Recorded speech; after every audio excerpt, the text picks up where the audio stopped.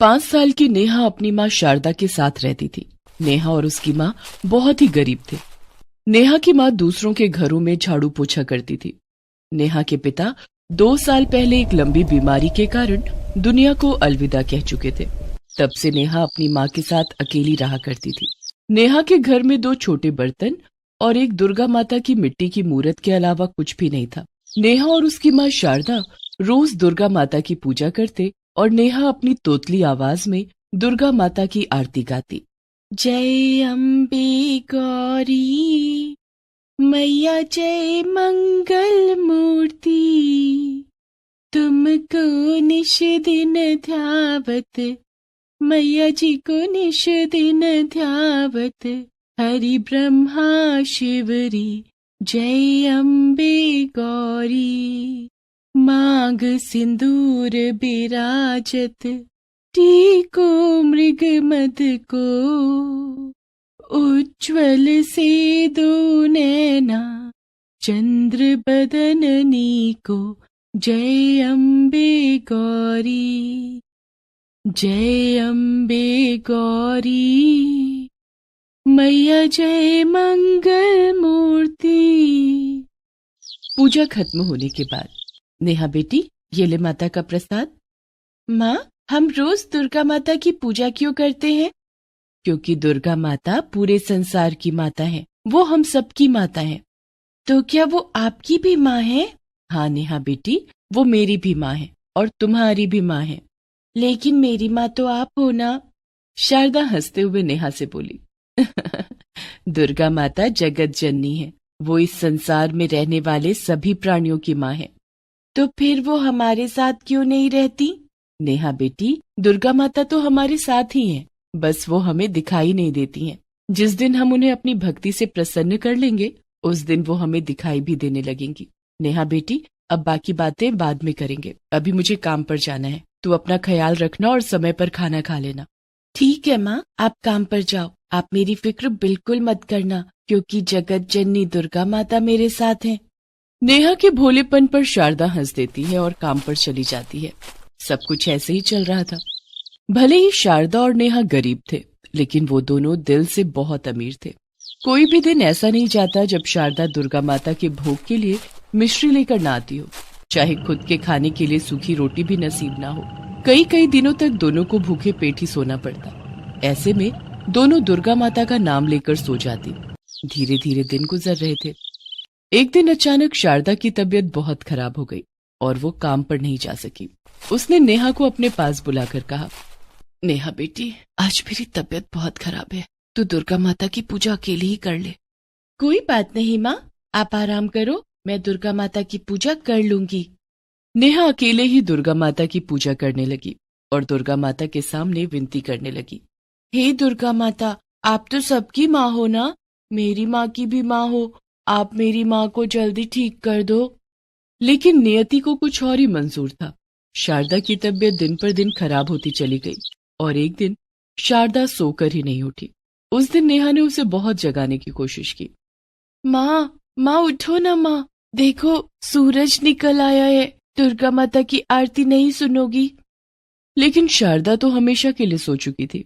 जब शारदा काफी देर तक नहीं उठी, तब नेहा डर के मारे जोर जोर से रोने लगी। उसके रोने की आवाज सुनकर आस पड़ोस के लोग वहां जमा हो गए।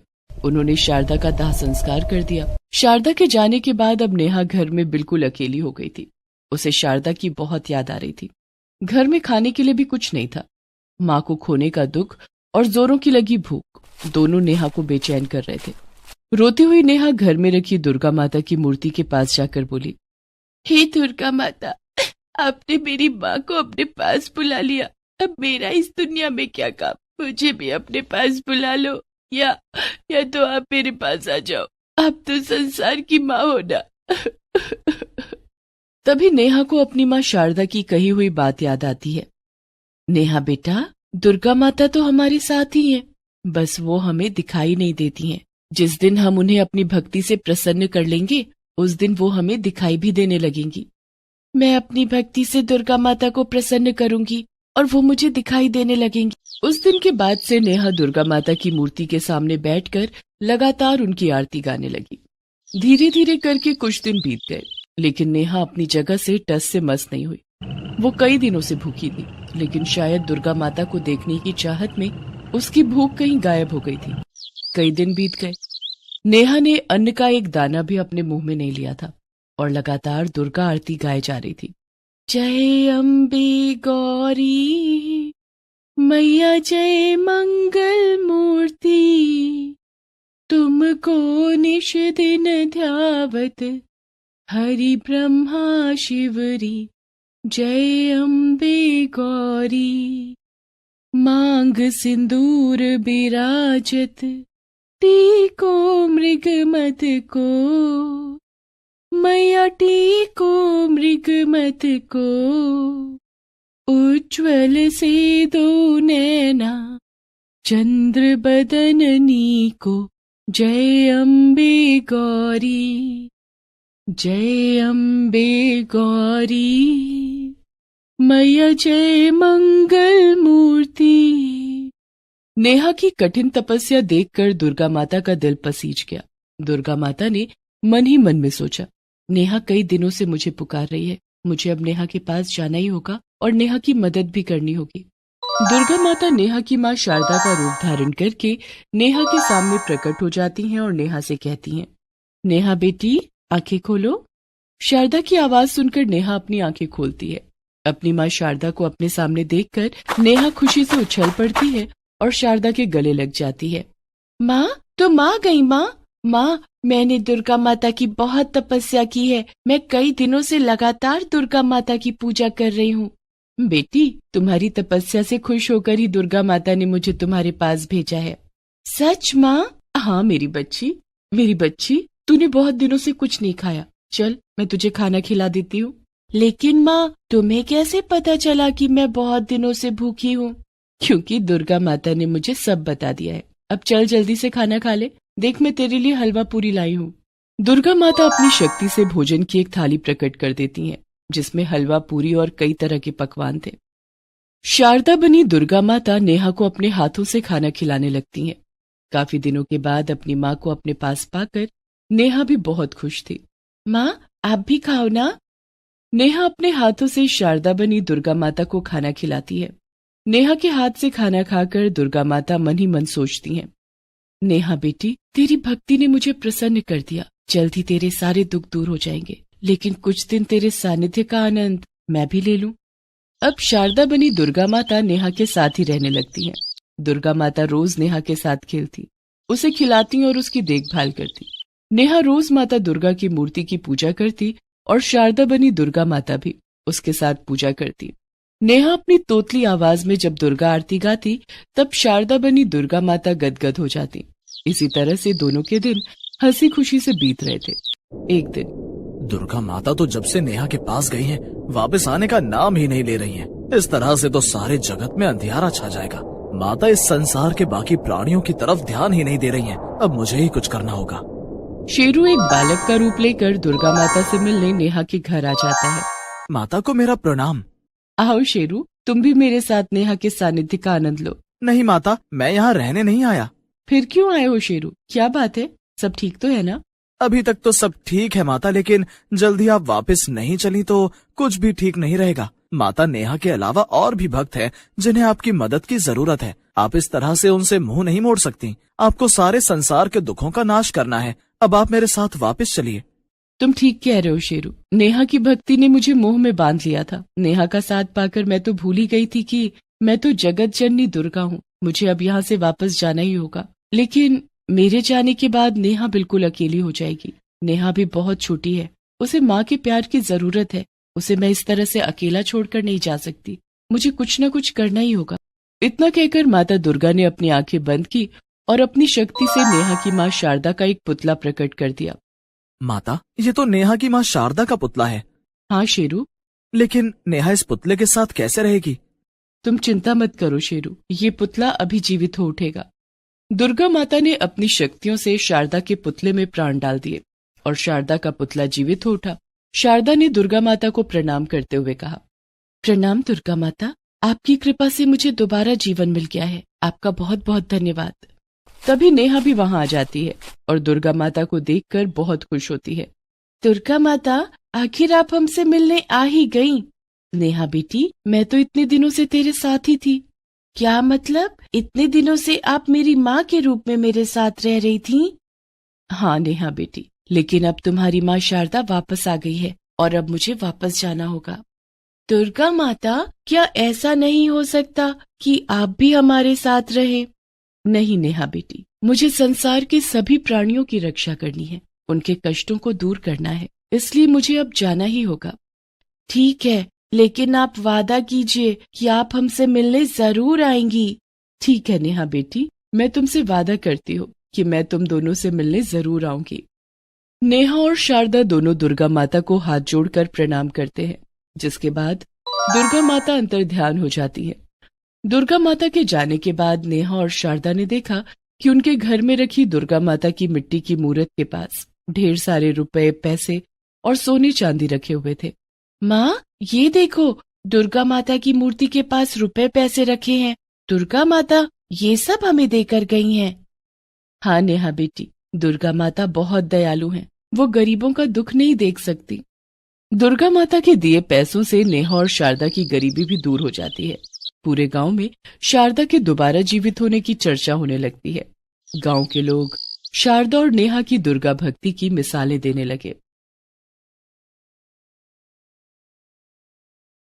ये कहानी है नेहरू नगर गांव की रहने वाली सरोज और उसकी 7 साल की बेटी निशु की। सरोज का पति दीनू गांव के साहूकार के यहाँ काम करता था और काम के दौरान एक दुर्घटना में उसकी मौत हो गई थी। पति की मौत के बाद सरोज और निशु गांव के साहूकार के घर में काम करने लगी और साहूकार के जुल्म सहती। दोनों माँ बेटी माँ दुर्गा की बहुत बड़ी भक्त थीं। आइए देखते हैं कि कैसे माँ दुर्गा ने उन्हें साहूकार के जुल्मों से मुक्ति दिलाई। निशु, निशु, जल्दी उठ, काम पर नहीं जाना है क्या? लेट हो गए तो साहूकार की गालियां सुननी पड़ेंगी। अच्छा माँ, उठती हूँ। निशु जल्दी से उठकर नहा लेती है और तैयार हो जाती है। निशु बेटा, आज तो घर में खाने के लिए भी कुछ नहीं है, आज हमें सारा दिन भूखा ही रहना पड़ेगा। सरोज और निशु माँ दुर्गा की बहुत बड़ी भक्त थी। कोई बात नहीं माँ, माँ दुर्गा के आशीर्वाद से हमें भूख का एहसास ही नहीं होगा। सरोज और निशु आंखें बंद करके हाथ जोड़कर माँ दुर्गा की पूजा करने लगती हैं। हे माँ दुर्गा, आप तो अपने सभी भक्तों की मदद करती हो, हमारी मदद कब करोगी? सरोज और निशु इतने गरीब थे कि उनके पास माँ दुर्गा की एक प्रतिमा खरीदने के लिए भी पैसे नहीं थे, लेकिन फिर भी दोनों रोज हाथ जोड़कर माँ दुर्गा का ध्यान करते और उनसे प्रार्थना करते थे। पूजा करके सरोज और निशु काम पर चले जाते हैं। रास्ते में, माँ आज तो हम लेट हो गए, साहूकार फिर मारेगा। माँ, आखिर हमें कब तक साहूकार की गुलामी सहनी पड़ेगी? निशु बेटा, दुर्गा माँ सब देख रही हैं, उन्हें तो सब पता है। सही समय आने पर वो हमें साहूकार के जुल्मों से मुक्ति जरूर दिलाएंगी। बातें करते हुए दोनों साहूकार के घर पहुंचे। आ गए तुम दोनों, आज पूरे 20 मिनट लेट आए हो। तुम लोगों को समय की कीमत का अंदाजा तो है नहीं। और इतना कहकर साहूकार सरोज को डंडे से मारने लगता है। सरोज को काफी चोट लग जाती है। सरोज की ये हालत देखकर निशु रोने लगती है। साहूकार जी, माँ को मत मारो, मारना है तो मुझे मारो, माँ मेरी वजह से ही लेट हुई है। अच्छा, तो ये तेरी गलती है। इतना कहकर साहूकार निशु को डंडे से मारने लगता है। सरोज साहूकार के पैरों पर गिर जाती है और गिड़गिड़ाने लग जाती है। माफ कर दो साहूकार जी, हम आगे से लेट नहीं होंगे, मेरी बच्ची को मत मारो। साहूकार निशु को छोड़ देता है। एक तो तेरे पति ने उधार ले रखा था, उसे चुकाए बिना ही मर गया। उसके बदले में तुम्हारे अलावा और कौन काम करेगा? लेकिन तुम लोग भी कामचोर हो। चलो अब काम पर लगो। दरअसल सरोज के पति दीनू ने अपनी मिट्टी के घर की छत पर खप्पड़ लगाने के लिए साहूकार से 2000 रुपए उधार लिए थे। साहूकार सूद समेत उधार चुकाने के नाम पर दीनू से मजदूरी करवा रहा था। अचानक दीनू की मौत हो जाने के बाद सरोज और निशु को साहूकार के घर पर काम करना पड़ रहा था। उधार तो कब के पूरे हो चुके थे, लेकिन गरीब और अनपढ़ होने के कारण साहूकार उनका फायदा उठा रहा था और उनसे फ्री में अपने घर का काम करवाता। सरोज और निशु माँ दुर्गा का नाम लेकर साहूकार के जुल्म सहते और उसके घर का काम करते। नवरात्रि का त्योहार आने वाला था। त्योहार से पहले साहूकार की पत्नी सरोज और निशु से अपने घर की सफाई करवा रही थी। सरोज, ये माँ दुर्गा की तस्वीर टूट गई है, इसे कूड़े में फेंक दो। लेकिन मालकिन, माँ दुर्गा की तस्वीर कूड़े में कैसे फेंक दूं? पाप लगेगा। बहस मत करो, हम टूटी फूटी चीजें अपने घर में नहीं रखते, बाजार से नई और सुंदर तस्वीर ले आएंगे। लेकिन सरोज ने माँ दुर्गा की टूटी फूटी तस्वीर को छिपाकर एक कोने में रख दिया। काम खत्म हो जाने के बाद सरोज माँ दुर्गा की उस तस्वीर को अपने साथ घर ले आई। माँ, हम इस तस्वीर को अपने घर में रखेंगे। हमारे पास माँ दुर्गा की कोई तस्वीर नहीं है ना? हाँ निशु बेटा, हम गरीबों के लिए ये एक टूटी फूटी तस्वीर नहीं, बल्कि सिर्फ माँ दुर्गा है। माँ दुर्गा की भक्ति सच्चे मन से की जाती है। तस्वीर टूटी हो या नई हो, उससे माँ दुर्गा को कोई फर्क नहीं पड़ता। ये तस्वीर माँ दुर्गा ने खुद हमारे हाथों में दी है, ताकि हम इसे अपने घर में लगाकर माँ दुर्गा की पूजा कर सके। सरोज और निशु उस तस्वीर को अपने टेप से चिपकाकर अपने घर में रख लेते हैं। नवरात्रि का त्योहार शुरू हो चुका था। सरोज और निशु रोज माँ दुर्गा की उस तस्वीर की पूजा करते। नमो नमो दुर्गे सुख करनी, नमो नमो दुर्गे, नमो नमो दुर्गे सुख करनी, नमो नमो दुर्गे दुख हरनी। निरंकार है ज्योति तुम्हारी, तिहु लोक फैली उजियारी। शशि ललाट मुख महाविशाला, नेत्र लाल भ्रिकुटी विकराला। उधर साहूकार के घर में माँ दुर्गा की नई और सुंदर तस्वीर लाई गई। साहूकार की पत्नी रोज उस तस्वीर की पूजा करती। जय अम्बे गौरी, मैया जय श्यामा गौरी। तुमको निश दिन ध्यावत हरि ब्रह्मा शिव जी। ओम जय अम्बे गौरी, जय अम्बे गौरी, मैया जय श्यामा गौरी। तुमको निश दिन ध्यावत हरि ब्रह्मा शिव जी। ओम जय अम्बे गौरी। साहूकार की पत्नी जो मुरझाए हुए फूल फेंक देती, सरोज और निशु उसे अपने आंचल में समेटकर अपने घर ले आते और दूसरे दिन उन्हीं फूलों से माँ दुर्गा की पूजा करते। माँ, हमारे पास माँ दुर्गा को चढ़ाने के लिए प्रसाद तो है ही नहीं। मैंने कल देखा था कि साहूकार की पत्नी ड्राई फ्रूट्स के टुकड़े कचरे में फेंक रही थी। वो टुकड़े मैं कल उनसे मांग लूंगी, उसे ही हम प्रसाद के रूप में चढ़ाएंगे। दूसरे दिन सरोज साहूकार की पत्नी से ड्राई फ्रूट्स के टुकड़े मांगकर घर ले आती है और उससे ही माँ दुर्गा को प्रसाद का भोग लगाती है। सरोज और निशु ने नवरात्रि का व्रत भी रखा था। धीरे धीरे नवरात्रि के 7 दिन बीत गए। माँ, कल दुर्गा अष्टमी है, हम माता को हलवा और पूरी का भोग कैसे लगाएंगे? निशु बेटा, दुर्गा माता हमारी कोई ना कोई मदद जरूर करेंगी। वो अपने भक्तों का बहुत ध्यान रखती हैं। तभी दरवाजे पर दस्तक हुई। सरोज ने दरवाजा खोला तो बाहर एक आदमी खड़ा था। कौन हो भैया? बहन, मैं गरीबों की मदद करने निकला हूँ। जरूरतमंदों को राशन मुफ्त में बांट रहा हूँ। क्या तुम्हें राशन की जरूरत है? हाँ भैया, हमारे पास तो माता को भोग लगाने के लिए भी राशन नहीं है। ये राशन ले लो बहन, इनसे हलवा और पूरी बनाकर माँ दुर्गा को भोग लगा देना। सरोज खुशी खुशी वो राशन ले लेती है। निशु बेटा, मैंने कहा था ना, माँ अपने भक्तों को कभी निराश नहीं करती। जो भी सच्चे मन से माँ दुर्गा की भक्ति करता है, माँ उसकी मदद जरूर करती हैं। दूसरे दिन दुर्गा अष्टमी थी। सरोज और निशु सुबह उठकर माँ दुर्गा की पूजा करती हैं। वे दोनों माता को हलवा, पूरी और चने का भोग लगाती हैं। निशु बेटा जल्दी चल, आज तो बहुत देर हो गई है, साहूकार जी बहुत नाराज होंगे। माँ, साहूकार जी के लिए थोड़ा प्रसाद ले लेते हैं, शायद प्रसाद देखकर उनका गुस्सा कुछ कम हो जाए। ठीक है। सरोज एक पोटली में थोड़ा सा हलवा, पूरी और चने का प्रसाद रख लेती है और दोनों माँ बेटी साहूकार के घर पहुंचती हैं। देर हो जाने के कारण साहूकार बहुत गुस्से में था। आ गए तुम दोनों माँ बेटी को बहुत चर्बी चढ़ गई है, आज फिर लेट आए हो। माफ कीजिए मालिक, वो आज दुर्गा अष्टमी थी ना, तो मैं और निशु माता रानी की पूजा करने लगे थे। भोग का प्रसाद बनाने में देरी हो गई। ये लीजिए, मैं आपके लिए भी माता का प्रसाद लाई हूँ। लेकिन साहूकार ने सरोज के हाथ पर एक डंडा मारा, जिससे प्रसाद छिटक कर जमीन पर गिर गया। बेचारी सरोज जमीन पर गिरे हुए प्रसाद को चुनकर अपने आंचल में भरने लगी, लेकिन साहूकार का डंडा नहीं रुका। वो लगातार सरोज को डंडे से पीट रहा था और सरोज उसकी परवाह किए बिना प्रसाद को जमीन से चुन रही थी। ये सब देखकर निशु बहुत जोर जोर से रोने लगी। तभी अचानक वहां वही आदमी आ गया जिसने सरोज को मुफ्त में राशन दिया था। उस आदमी ने साहूकार का हाथ पकड़कर उसे रोक लिया।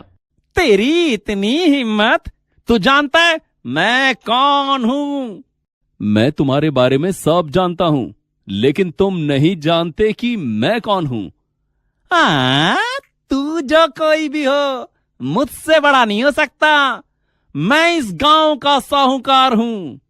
साहूकार के इतना कहते ही उस आदमी के शरीर से बहुत तेज रोशनी निकली और वो दुर्गा माता की सवारी शेरू में बदल गया। शेरू गुस्से में बहुत जोर जोर से दहाड़ रहा था और उसी क्षण शेरू के ऊपर बैठी हुई माता दुर्गा वहां प्रकट हो गई। माता रानी को अपने सामने देखकर सरोज और निशु ने हाथ जोड़कर उन्हें प्रणाम किया।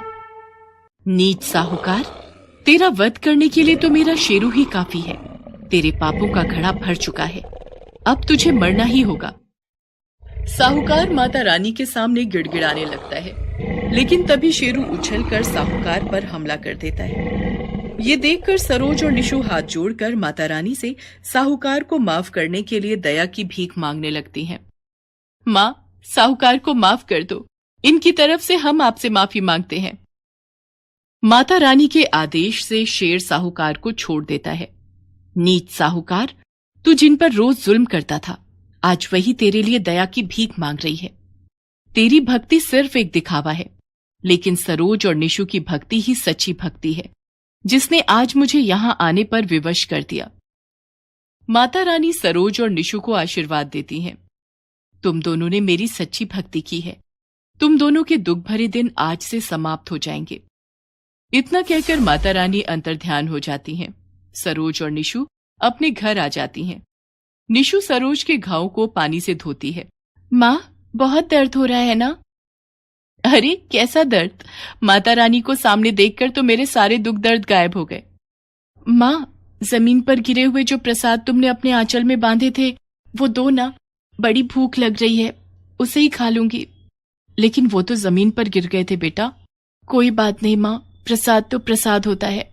निशु को प्रसाद खिलाने के लिए सरोज जैसे ही अपने आंचल की गांठ खोलती है तो वहां प्रसाद की जगह सोने, हीरे, मोती और जवाहरात रखे हुए थे। ये देखकर दोनों माँ बेटी बहुत खुश हो जाती हैं। अरे वाह माँ, अब तो हम अमीर हो गए। माता रानी ने हमारी सुन ली। ये सब माता रानी की कृपा से ही हुआ है। सरोज और निशु को अब साहूकार के घर काम करने की जरूरत नहीं थी। माँ दुर्गा के आशीर्वाद से उनकी गरीबी के दिन दूर हो गए थे। बोलो माता रानी की जय, माँ शेरा वाली की जय।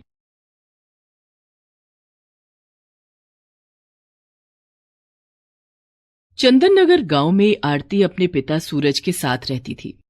आरती एक बहुत ही गरीब घर की बेटी थी। उसके पिता गांव के ही सेठ पन्नालाल के घर पर काम किया करते थे। सेठ पन्नालाल और उनकी पत्नी मंजू अपने बेटे विशाल की शादी के लिए लड़की की तलाश कर रहे थे। एक दिन सेठ पन्नालाल की पत्नी मंजू की नजर आरती पर पड़ी। उस दिन आरती अपने पिता को खाना देने के लिए सेठ पन्नालाल के घर आई थी। विशाल के पापा, क्यों ना हम विशाल की शादी आरती से करा दें? कैसी बात कर रही हो मंजू? आरती हमारे नौकर की बेटी है, उसका और हमारा कोई मेल नहीं है। इसलिए तो कह रही हूं, उसे हम हमेशा अपने पैरों के नीचे दबाकर रख सकेंगे।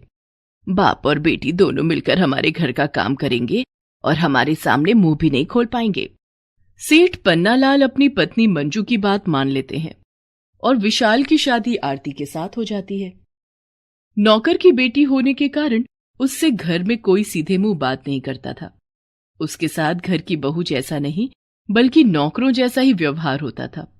विशाल भी आरती से कभी प्यार से बात नहीं करता था। आरती, आरती, कहाँ हो तुम? जी आई। मेरा कोट कहाँ रखा है? कितनी बार कहा है मेरी चीजों को अपने गंदे हाथों से मत छुआ करो। तुम्हें मेरी बात समझ में नहीं आती? मुझे पापा के साथ काम पर निकलना है।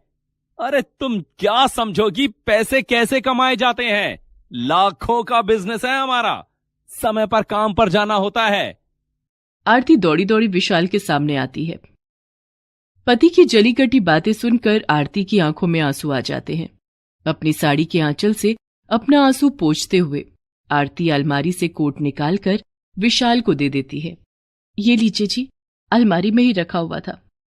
हाँ हाँ ठीक है, ज्यादा जबान चलाने की जरूरत नहीं है। तभी आरती की सास मंजू ने आवाज लगाई, आरती आरती, अरे कहाँ मर गई महारानी? जी माँ जी। टेबल पर से जूठे बर्तन कौन हटाएगा? तेरा बाप। जल्दी से यहां से साफ कर और दोपहर का खाना बना। जी माँ जी, अभी करती हूँ। बेचारी आरती इसी तरह से अपने दिन गुजार रही थी। आरती की हालत देखकर उसके पिता सूरज ने उसे समझाया, आरती बेटा, तू उदास मत हो। तेरे ससुराल वाले अमीर लोग हैं। देखना, जब कुछ ही दिनों में तेरी गोद भर जाएगी तब तेरे ससुराल वाले तुझे बहुत प्यार करेंगे। जैसे ही तेरे खानदान का वारिस आएगा, तेरी जिंदगी में भी खुशियां आ जाएंगी। पिता की बात सुनकर आरती को थोड़ी राहत मिलती और वो मां बनने के सपने देखा करती। लेकिन आरती के सपने को जैसे किसी की नजर लग गई। एक एक करके शादी के 7 साल बीत गए, लेकिन ना तो आरती की गोद हरी हुई और ना ही उसके ससुराल वालों के जुल्म कम हुए। अब तो आरती के सास ससुर और पति सब उसे दिन रात बांझ होने का ताना देने लगे। आरती के लिए उसका बांझ होना किसी श्राप से कम न था। अरे ओ करमचली, तुझे अपने घर की बहू बनाकर हमने बहुत बड़ी गलती कर दी। ना तो घर संभाल सकती है और ना हमारे खानदान को एक चिराग दे पाई। अब तो गांव के लोगों ने भी हमारे घर आना जाना छोड़ दिया है। माँ जी, इसमें मेरी क्या गलती है? तेरी ही गलती है। तू बांझ है, बांझ। हमारे घर का कलंक है तू। अरे भाग्यवान, इसे कोसने से क्या फायदा है? ये तो किसी काम की नहीं है। हम इस तरह अपने बेटे की जिंदगी बर्बाद होते नहीं देख सकते। क्यों ना हम विशाल की दूसरी शादी कर दें? तभी विशाल वहां आ जाता है और अपने माता पिता से कहता है, उसकी जरूरत नहीं है पिताजी। क्यों जरूरत नहीं है बेटे? क्या तुझे इस घर में औलाद की कमी नहीं खलती? पिताजी, वो मैं अपनी दोस्त रीना से बहुत प्यार करता हूं। हम लोग काम के सिलसिले में शहर में एक दूसरे से मिले थे और अब वो मेरे बच्चे की मां बनने वाली है। आप लोग कहें तो मैं रीना को गांव ले आऊं? अरे वाह, हमारा पोता आने वाला है। हाँ हाँ बेटा, तू जाकर उसे यहाँ ले आ। हम धूमधाम से तेरी शादी रीना से करवा देंगे। ये सब सुनते ही आरती के पैरों तले जमीन खिसक जाती है। उसकी तो जैसे दुनिया ही लुट गई। ऐसे समय में उसे दुर्गा माँ के अलावा और कोई सहारा न था। वो रोती हुई माता रानी के मंदिर में गई। हे माता रानी, मैंने ऐसा कौन सा पाप किया था जिसकी मुझे इतनी बड़ी सजा मिल रही है? माँ, आपने मुझे बांझ क्यों बनाया? मुझे संतान का सुख क्यों नहीं दिया? आज मेरी कोई औलाद होती तो मेरा पति दूसरी शादी करने के बारे में भी नहीं सोचता। माँ, मुझे इस संकट से उबारो। माँ।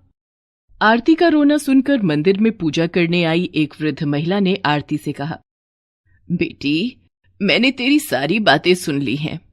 तू माता रानी के दरबार में आई है। माता रानी जरूर तेरी मदद करेंगी। माता रानी के दरबार से कोई भी भक्त खाली हाथ वापस नहीं जाता है। मैं क्या करूं, आप ही बताइए। मेरी शादी को 7 साल हो गए हैं, लेकिन अभी तक मुझे कोई औलाद नहीं हुई और इसकी सजा मुझे भुगतनी पड़ रही है। बेटी, कुछ ही दिनों में नवरात्रि का त्योहार आने वाला है। तुम 9 दिन तक व्रत उपवास करके माता रानी की पूजा अर्चना करके नवरात्रि का अनुष्ठान करो। अष्टमी के दिन 9 कन्याओं की पूजा करके एवं उनका भोग लगाकर तुम पूजा संपन्न करना। ऐसा करने से माता रानी जरूर तुम्हारी गोद भर देंगी। बेटी, माता रानी बहुत कृपालु हैं। वे तुम्हारे सारे दुख दूर कर देंगी। मैं माँ दुर्गा के पावन पर्व नवरात्रि की पूजा जरूर करूंगी। ऐसा कहकर आरती घर आ जाती है। आ गई कलमुही, कहाँ गई थी मुंह काला कराने? सुन, तेरे लिए इस घर में अब कोई जगह नहीं है। इस घर में अब वही रहेगी जो मुझे एक पोता देगी। आरती हाथ जोड़कर अपनी सास मंजू से कहती है, माँ जी, मैं यहाँ से चली जाऊंगी। बस मुझे नवरात्रि तक यहाँ रहने दीजिए। नवरात्रि की पूजा समाप्त होते ही मैं यहाँ से चली जाऊंगी। ठीक है, लेकिन सुन, कल विशाल रीना को लेकर यहां आएगा। उसके सामने कोई नाटक मत करना, वरना तुझे धक्के मारकर घर से बाहर निकाल देंगे। दूसरे दिन विशाल रीना को लेकर घर आता है। मंजू और सेठ पन्नालाल रीना को देखकर बहुत खुश होते हैं और उसका स्वागत करते हैं। अपने ही पति को किसी दूसरी औरत के साथ देखकर आरती मन ही मन रो पड़ती है, लेकिन वो कुछ नहीं कहती। रोते हुए वो अपने पिता सूरज के पास जाती है और उसे सारी बात बताती है।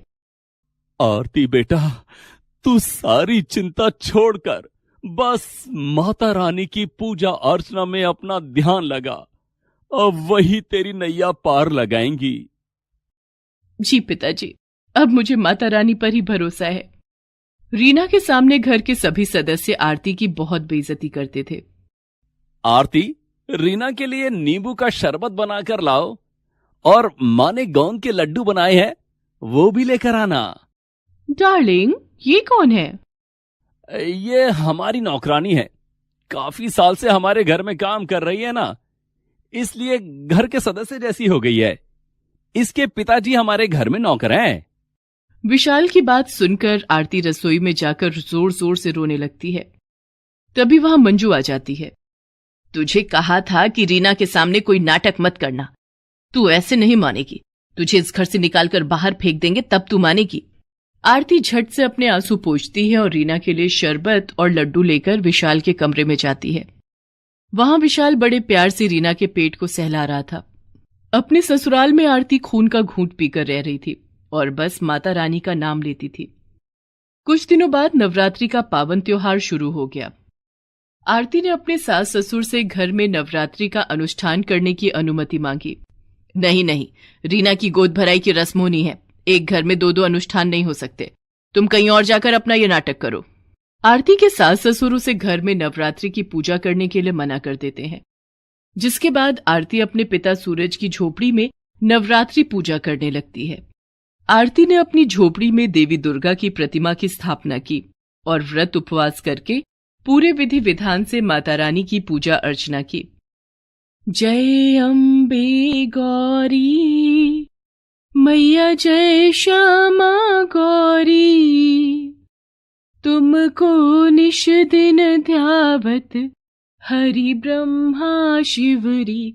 जय अम्बे गौरी, मांग सिंदूर बिराजत, टीको मृग मद को मैया, टीको मृग मद को। उज्ज्वल से दो नैना, उज्ज्वल से दो नैना, चंद्र बदननी को।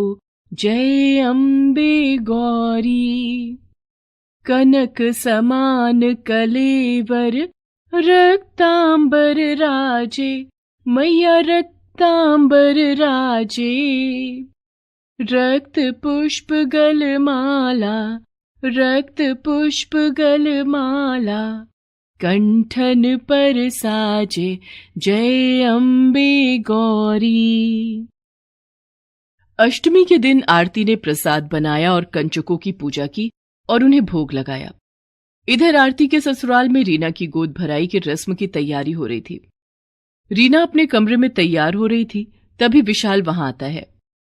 रीना किसी से फोन पर बात कर रही थी। तुम चिंता मत करो डार्लिंग, गोद भराई की रस्म में मुझे जितने गहने मिलेंगे मैं वो सब लेकर तुम्हारे पास कल ही आ जाऊंगी। और मैंने तो यहाँ की तिजोरी की चाबियां भी हथिया ली हैं। विशाल के माता पिता ने पोते के आने की खुशी में तिजोरी की चाबी मुझे दे दी है। बहुत जल्द मैं सारे सामान के साथ तुम्हारी बाहों में रहूंगी। विशाल रीना की सारी बातें सुन लेता है। ये तुम किससे बात कर रही हो रीना? विशाल को सामने देखकर रीना हड़बड़ा जाती है और उसके हाथ से फोन छूटकर नीचे गिर जाता है। विशाल वो फोन उठा लेता है। फोन के उस तरफ से किसी दूसरे आदमी की आवाज आ रही थी। हेलो हेलो रीना, क्या हुआ? तुम चुप क्यों हो गई? तुम कल आ रही हो ना? विशाल फोन काट देता है और अपने पिता सेठ पन्नालाल और मां मंजू को सारी बात बताता है। हे भगवान, हम बर्बाद होने से बच गए। उधर मंजू का अलग ही रोना था। हाय राम, लगता है इस घर में पोता कभी नहीं आएगा। माँ, किसी और के पाप को मैं अपना नाम तो नहीं दे सकता ना। रीना के पेट में किसी और का बच्चा है, मेरा नहीं। ये तो हमें लूटकर कल यहां से भागने वाली थी। अब गोद भराई के रस्म की सारी तैयारी हो चुकी है, अब हम क्या करेंगे? मालिक, आप गोद भराई की रस्म अपनी बहू आरती की कीजिए। आरती मां बनने वाली है। क्या? हाँ मालिक, नवरात्रि पूजा के अंतिम दिन कंचकों को प्रसाद खिलाने के बाद आरती की तबीयत अचानक खराब हो गई। मैं वैद्य जी को बुला कर लाया। मैंने सोचा था शायद उपवास के कारण आरती की तबीयत बिगड़ गई होगी, लेकिन बधाई हो सूरज, तुम्हारी बेटी मां बनने वाली है। आरती 1 महीने के गर्भ से है। ये सब नवरात्रि पूजा और माता रानी की कृपा से हुआ है मालिक। सूरज की बात सुनकर मंजू ने आरती को गले से लगा लिया। सभी ने आरती से अपने कुकर्मों की माफी मांगी और आरती की गोद भराई की रस्म पूरी की गई। विशाल ने पुलिस बुलाकर रीना को हवालात भेज दिया और 8 महीने बाद माता रानी की कृपा से आरती ने एक सुंदर सी बेटी को जन्म दिया। बोलो माता रानी की जय, शेरा वाली की जय, पहाड़ा वाली की जय।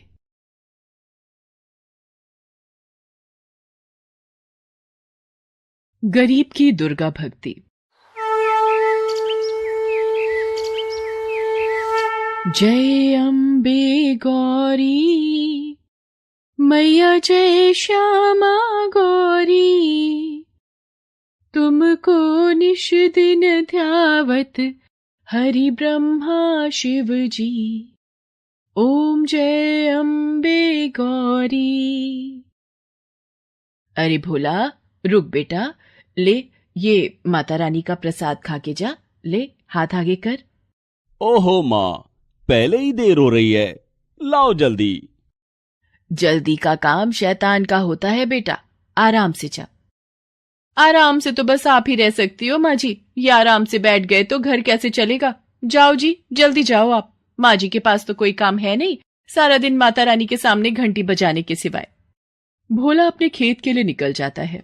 ना तो उसने मीना को उसके व्यवहार के लिए टोका और ना ही मंगला उसे कुछ कह सकी। दरअसल मंगला की बहू मीना बहुत ही तेज तर्रार थी, साथ ही लालची और मतलबी भी। वो मंगला से कभी भी सीधे मुंह बात नहीं करती थी। भोला भी उसी के रंग में रंग चुका था। दूसरी तरफ मंगला सारा दिन बस मां दुर्गा की भक्ति में ही लीन रहती थी। उसे दुनियादारी से कोई मतलब ही नहीं था। ना उसे मीना से कोई उम्मीद थी और ना ही भोला से। उसे तो बस अपनी माता रानी का साथ ही चाहिए था जो उसके पास था। माते, ये मंगला आपकी परम भक्त है, लेकिन इसकी ये बहू इसे कितना प्रताड़ित करती है। ना तो उसे ठीक से खाने को देती है और ना ही पहनने को। इसका बेटा भी इसकी परवाह नहीं करता। माते, आपको नहीं लगता कि मंगला को आपकी मदद की आवश्यकता है? शेरा, आवश्यकता तो हर मनुष्य को हर समय होती है, लेकिन उसे पूरा कैसे करना है, ये तो मनुष्य के अपने हाथ में ही होता है। विधि के विधान में सभी का भाग्य लिखित है। थोड़ा धीरज रखो। जैसे मंगला के मन में मां दुर्गा बसी हुई थी, ठीक वैसे ही मां दुर्गा भी मंगला से बहुत प्रेम करती थी। लेकिन फिर भी अभी मंगला को बहुत कुछ सहना था। मीना बेटी, कल से नवरात्रे शुरू हो रहे हैं, तो माता रानी की पूजा का सामान चाहिए था और मेरे व्रत भी होंगे तो। माँ जी, देखिए, आपको व्रत रखने हैं तो शौक से रखिए, लेकिन एक बात साफ साफ सुन लीजिए, आपके लिए फल मेवा और ये पूजा का इतना महंगा सामान लाने के लिए पैसे नहीं है हमारे पास। सब कुछ तो आपके सामने ही है। पता नहीं फिर भी आपको कुछ दिखता क्यों नहीं। ले दे के एक खेती तो है हमारे पास। बड़ी मुश्किल से इस बार चने की फसल कुछ ठीक ठाक हुई है, वो भी अभी पूरी तरह से तैयार नहीं है। अब आप ही बताइए कि पहले घर के जरूरी खर्च देखें या आपके ये सब नाटक। इतना कहकर मीना वहां से चली गई। मंगला ने बड़ी उम्मीद भरी नजरों से भोला की तरफ देखा, लेकिन भोला ने भी उसकी उम्मीदों को पल भर में तोड़ दिया। माँ, मीना ठीक ही तो कह रही है। वैसे भी तुम्हारा हर दिन तो माता रानी के नाम से ही शुरू होता है और उन्हीं के नाम के साथ खत्म भी होता है। तो फिर ये नवरात्रि पर व्रत रखने से क्या खास हो जाएगा? खामखा तुम्हारी तबीयत बिगड़ जाएगी और फिर डॉक्टर की फीस और दवाइयों पर फालतू खर्च, ये सब बड़ा भारी पड़ जाएगा माँ। मंगला फिर कुछ न कह सकी, लेकिन वो उदास जरूर थी। उसने तो सोचा था कि इस नवरात्रि पर वो माता रानी का नया मंदिर बनवाएगी, लेकिन यहां तो पूजा का सामान ही नहीं आ पा रहा था। वो उदास होकर माता रानी के सामने गई और हाथ जोड़कर बोली, मां, मेरे बच्चों को क्षमा करना। ये नादान है, पर मैं जानती हूं कि आप अपने इस भक्त की मदद जरूर करेंगी। इतना कहकर मंगला रोने लगी। दूसरी तरफ मीना के दिमाग में नई खिचड़ी पकने लगी थी। सुनो जी, मैं क्या बोल रही थी, अपने खेत की फसल बस तैयार ही होने वाली है, तो किसी को तो उसकी रखवाली करनी ही होगी। हाँ, तो मैं रहता तो हूं सारा दिन खेत में। देखा, भूल गए ना, कल हम दोनों को मेरे मायके चलना है पूरे 1 हफ्ते के लिए। मेरे इकलौते भाई की शादी है, तो जब आप यहां नहीं रहेंगे तो खेत का ख्याल कौन रखेगा? हाँ, ये तो मुश्किल हो गई। ऐसा करते हैं, तुम अकेली चली जाओ शादी में, मैं रुक जाता हूं यहीं। अरे ना ना, आप नहीं चलोगे तो अच्छा लगेगा क्या? और वैसे भी मैंने शादी के लिए सारी तैयारियां कर ली हैं। आपके लिए और अपने लिए नए कपड़े भी खरीद लिए हैं। ये देखिए, शादी की हर रस्म के लिए अलग अलग कपड़े खरीदे हैं मैंने, तो शादी में तो जाना ही है हम दोनों को। तो फिर खेत खेत को कौन देखेगा? माँ जी है ना, वो रखवाली कर लेंगी खेत की। माँ, लेकिन वो कैसे? वो सारा दिन खेत पर करेंगी क्या? वही जो यहाँ घर पर करती हैं। खेत के कोने में जो एक छप्पर है, वही सारा इंतजाम कर देंगे। उनकी माता रानी की मूर्ति भी ले जाकर रख देंगे वहीं पर। वैसे भी माँ जी के नवरात्रि के व्रत चल रहे हैं, तो उनके खाने पीने की चिंता तो है नहीं।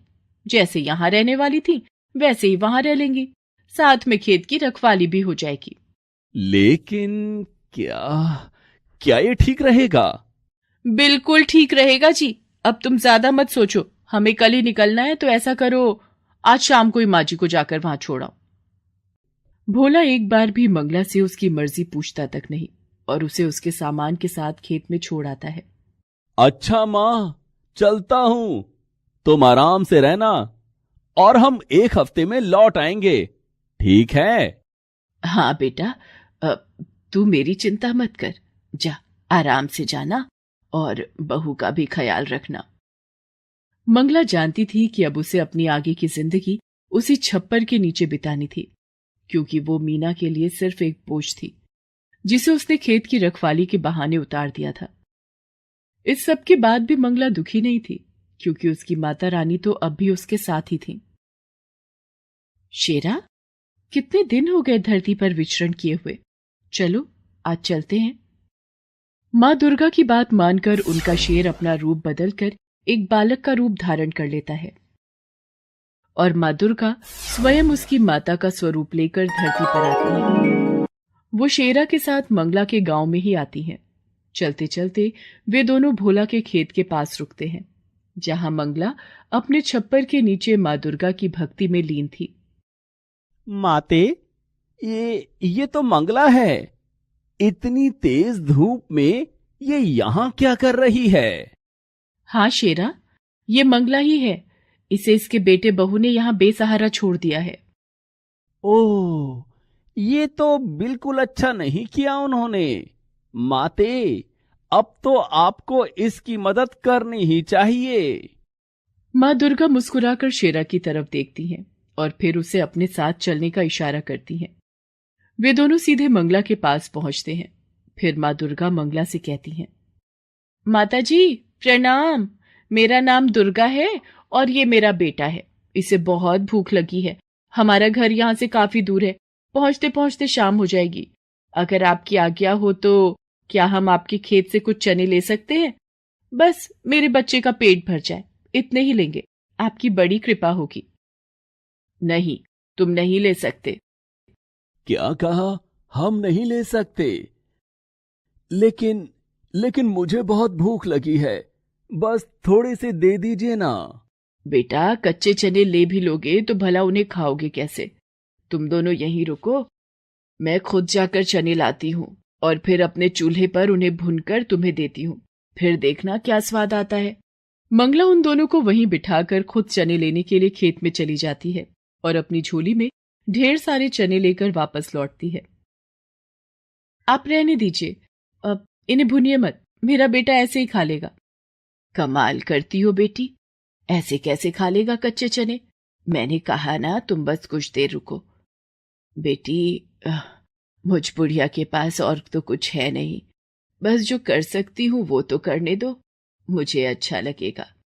वैसे भी माता रानी के नवरात्रे चल रहे हैं और पता नहीं मैं कंजक पूजन कर भी पाऊंगी या नहीं। इस प्यारे से बच्चे और तुम्हें चने खिलाकर ही संतोष लेने दो मुझे। इसके बाद मंगला बड़े ही प्यार से अपने चूल्हे पर उन चनों को खूब अच्छे से भूनती है और फिर माँ दुर्गा और शेरा को खिलाती है। इसके बाद, धन्यवाद माता जी, आपके चनों का स्वाद मैं कभी नहीं भूलूंगी। इसके साथ ही माँ दुर्गा शेरा के साथ वहां से जाने लगती हैं। तभी शेरा उनसे कहता है, माता, मैं जानता हूं कि ये सब मंगला की एक परीक्षा थी और जहां तक मैं समझता हूं मंगला इस परीक्षा में खरी भी उतरी है, तो क्या उसे कोई इनाम नहीं मिलना चाहिए? माँ दुर्गा एक बार फिर शेरा की तरफ देखकर मुस्कुराती हैं और फिर वो मंगला की तरफ अपना हाथ उठाती हैं। उनके आशीर्वाद से निकले प्रकाश से मंगला पूरी की पूरी सोने की बन जाती है। हालांकि वो एक मूर्ति नहीं थी, लेकिन अब सोने की एक चलती फिरती इंसान थी। और सबसे खास बात तो ये थी कि खुद मंगला को इस बात का एहसास नहीं था। इसके बाद मंगला को जिस किसी ने भी देखा वो अचंभे में पड़ गया। अब तो सारा गांव ही मंगला को अपने साथ रखने को तैयार था, यहां तक कि मीना भी। माँ जी, चलिए घर चलिए हमारे साथ, अब आपको यहाँ रहने की कोई जरूरत नहीं, मैं आपकी खूब सेवा करूंगी। नहीं बहू, तुम्हें परेशान होने की जरूरत नहीं है, अब तो पूरा गांव मुझे रखने को तैयार है। अरे ऐसे कैसे, आप किसी के भी साथ चली जाएंगी? माँ जी, हम आपके सगे हैं, हमसे ज्यादा प्यार आपको कौन करेगा भला? और वैसे भी माँ जी, सबको आपसे बस सोना चाहिए, आपकी तो यहाँ किसी को नहीं पड़ी। हाँ बहू, तुम्हारी ये बात तो बिल्कुल सच है, इसीलिए मैंने तय किया है कि मैं किसी के साथ नहीं जाऊंगी, अपनी माता रानी के साथ यहीं रहूंगी हमेशा। नहीं माँ जी, मैंने कहा ना, आप मेरे साथ चलिए, अपने घर चलिए, हम आपके लिए माता रानी का बहुत बड़ा मंदिर बनवा कर देंगे। आप सारा दिन माता रानी की पूजा करना और अब से हर नवरात्रि हम माता रानी के नाम से जागरण भी करवाएंगे। नहीं बहू, अब इस सब की जरूरत नहीं है। इतना कहकर मंगला माता रानी के चरणों में अपना सिर रखती है और अगले ही क्षण वो अपने प्राण त्याग देती है। ऐसा लग रहा था मानो उसने माता रानी के चरणों में ही मोक्ष को प्राप्त कर लिया था। मंगला को जो चाहिए था वो उसे मिल गया था, लेकिन मीना को नहीं, क्योंकि ना तो अब मंगला सोने की थी और ना ही मीना के किसी काम की। Please subscribe this channel. गरीब बांझ बहू की नवरात्रि।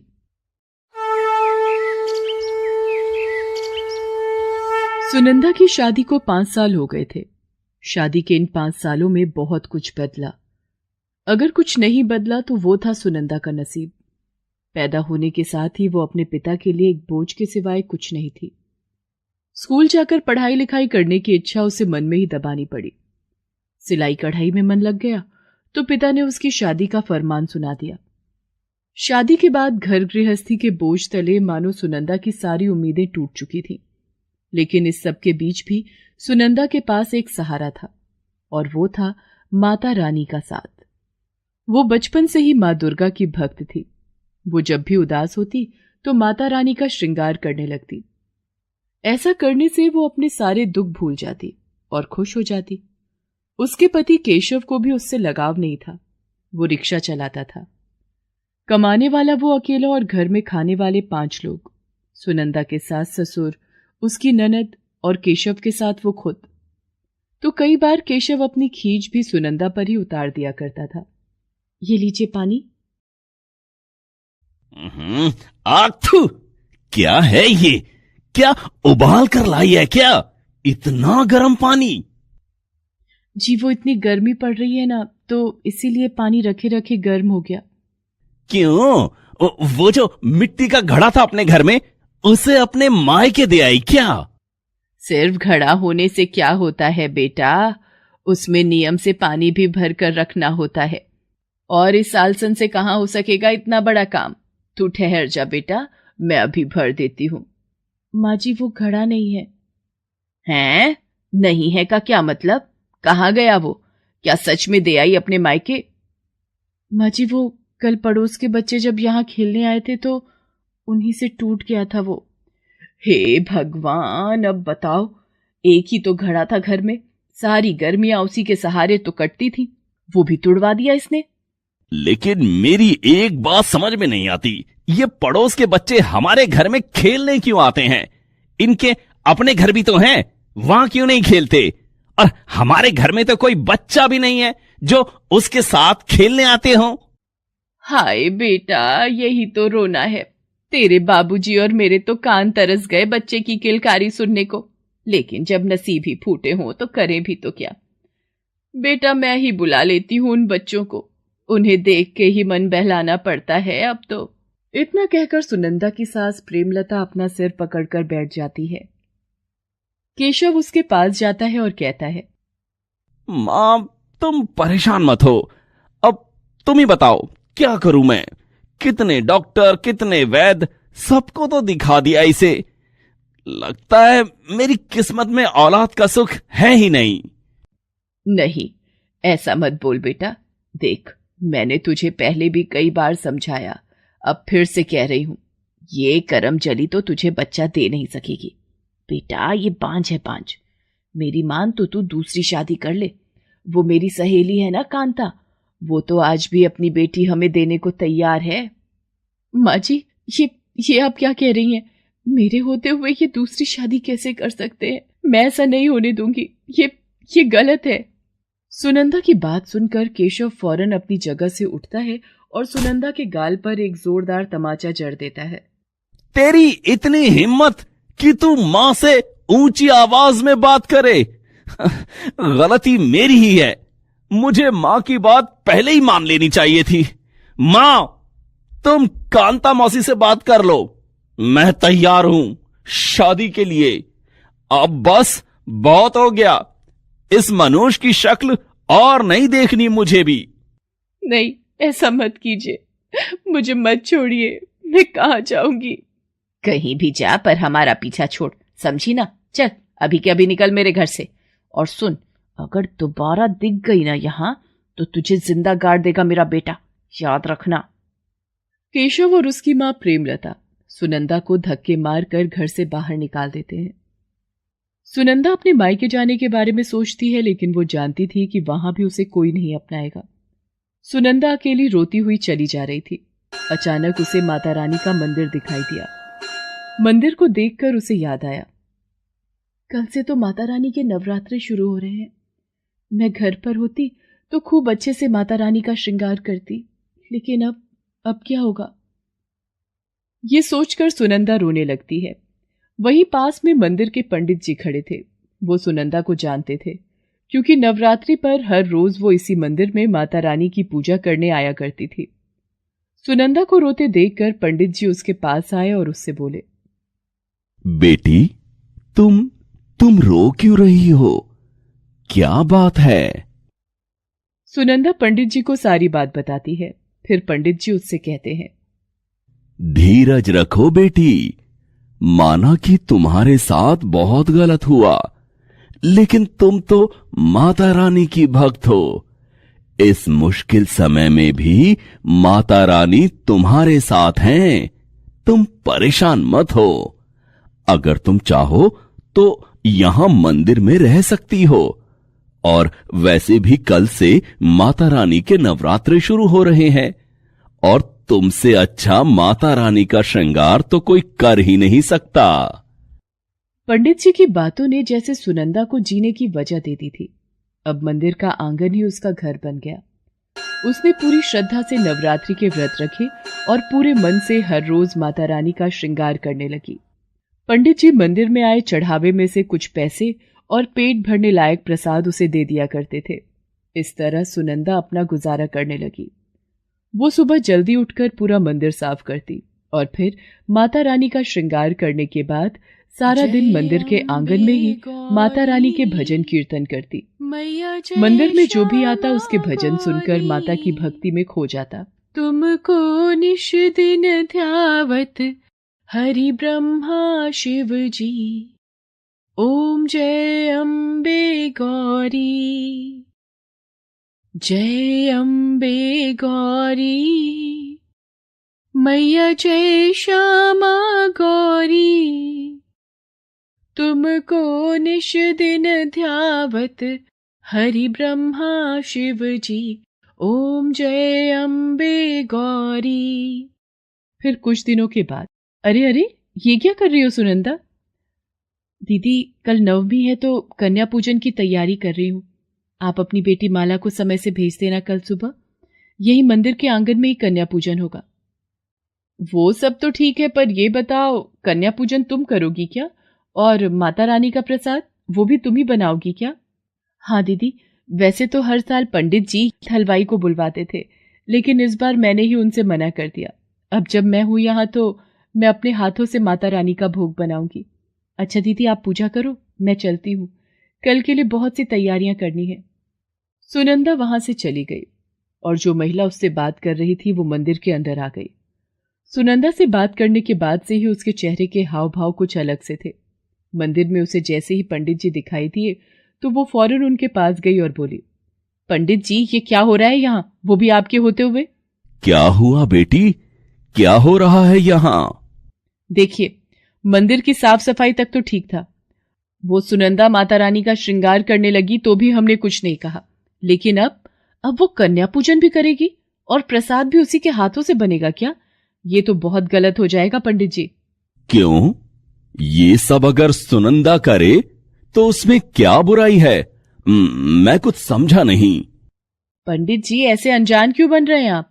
सारा गांव जानता है वो एक बांझ है, बांझ। तभी तो उसके पति ने छोड़ दिया उसे।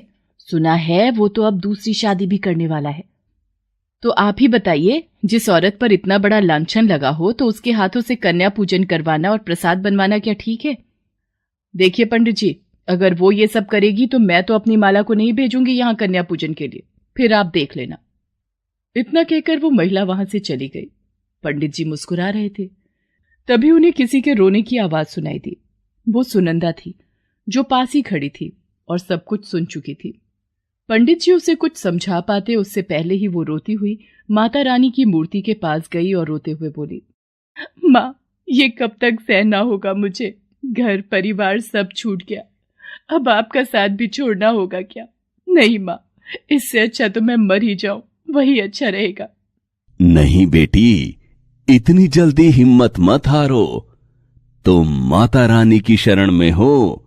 मुझे पूर्ण विश्वास है कि वो तुम्हारे दुख का निवारण अवश्य करेंगी।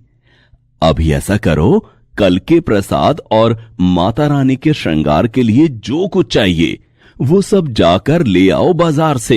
लो ये पैसे भी रख लो। लेकिन पंडित जी मैं नहीं, आप किसी और से करवा लीजिए सब कुछ। नहीं बेटी, पूरे नवरात्रे तुमने माता रानी की सेवा की है, तो नवमी पर तुम्हारा यह अधिकार मैं तुमसे कैसे छीन सकता हूं? तुम कुछ मत सोचो और बाजार से जाकर ये सामान ले आओ। बाकी सब माता रानी पर छोड़ दो, ठीक है? पंडित जी की बात मानकर सुनंदा उनसे पैसे लेकर बाजार की तरफ चल देती है। वो बाजार पहुंचने ही वाली थी कि अचानक एक जगह उसे कुछ लोगों की भीड़ दिखाई दी। उसने पास जाकर देखा तो वहां एक कार का भयंकर एक्सीडेंट हो रखा था। वहीं पास में ही एक छोटी सी बच्ची जोर जोर से रो रही थी। कोई उस बच्ची की मदद के लिए आगे नहीं आ रहा था। सुनंदा ने जैसे ही ये सब देखा तो उसने फौरन उस बच्ची को गोद में उठा लिया। फिर उसने बच्ची के माँ बाप की तरफ देखा जिनकी मौत हो चुकी थी। सुनंदा ने फौरन उस बच्ची को गले से लगा लिया और रोने लगी, लेकिन इस बार उसके आंसुओं में खुशी भी झलक रही थी, क्योंकि वो समझ गई थी कि माता रानी ने उसे अपना आशीर्वाद दे दिया है, साथ ही जीने की वजह भी। Please subscribe this channel.